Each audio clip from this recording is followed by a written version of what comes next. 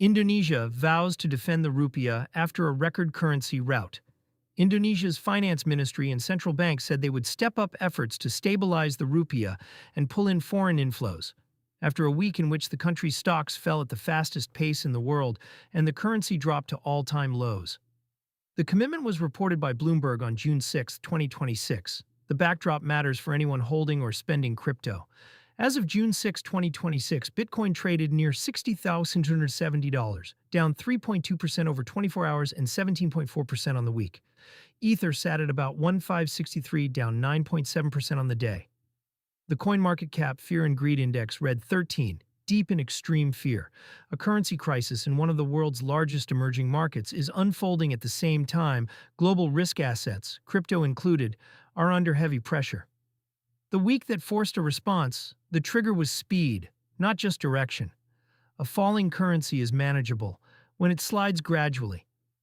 A currency that hits successive record lows, while the local equity market posts the steepest weekly drop on the planet, is a different problem. That combination tends to feed on itself. Foreign investors sell stocks, convert the proceeds out of rupiah, and the selling pressure on the currency intensifies the equity exodus. Officials responded with the standard playbook: stabilize the currency, signal that policy will defend it, and court inflows to replace the capital heading out. The specifics of any intervention, rate moves, foreign exchange operations, or measures to attract portfolio money were not detailed in the initial report. The public pledge itself is the news. It confirms the pressure reached a level that demanded a coordinated statement from both the fiscal and monetary authorities. Currency stress and the savings problem for households and businesses inside Indonesia. A weakening currency is not an abstraction. It erodes purchasing power on imports, raises the local cost of dollar-denominated goods, and chips away at savings held in the domestic unit. That is the precise condition under which people start looking for a store of value that does not track the currency they are trying to escape. Crypto's record here is mixed, and worth stating plainly. Bitcoin and Ether are themselves down sharply this week, so anyone framing crypto as a clean hedge against a falling rupiah is ignoring a 17% Bitcoin drawdown over the same 7 days. Volatile assets do not make calm savings instruments. The more durable connection runs through stablecoins. Dollar-pegged tokens give a saver in a depreciating currency economy, a way to hold value in something that tracks the US dollar without opening an offshore bank account. That demand pattern has shown up before in Turkey, Argentina, and Nigeria during their own currency episodes. Stablecoins as the practical channel. Stablecoin holdings are where currency stress most often converts into crypto activity, and the spending side has matured.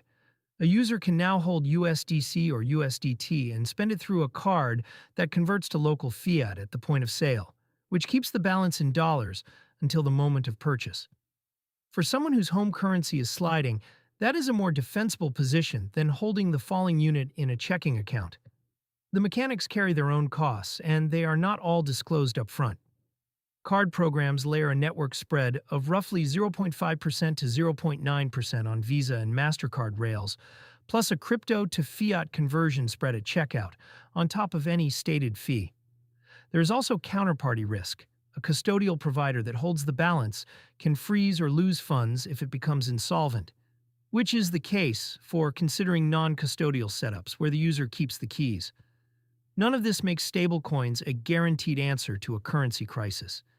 It makes them a tool with trade-offs that a saver should price in. A market-wide test, not an Indonesia-only one. Indonesia's Rout is one node in a broader risk-off move. The same week that pushed the rupiah to record lows pushed crypto into extreme fear and dragged Ether down nearly 10% in a single day. Emerging market currency stress and a crypto drawdown are both expressions of investors pulling back from risk and crowding into perceived safety, which right now is the US dollar and short-dated US assets, rather than either local equities or digital assets. The question the intervention pledge raises is whether Indonesian authorities can break that feedback loop before it forces sharper measures. For crypto users specifically, the read across is narrower than headlines about crypto as a hedge suggest. Digital assets are not insulating anyone from this week's drawdown, but a falling local currency does tend to lift the structural case for holding and spending dollar-pegged stablecoins, even as the rest of the market bleeds.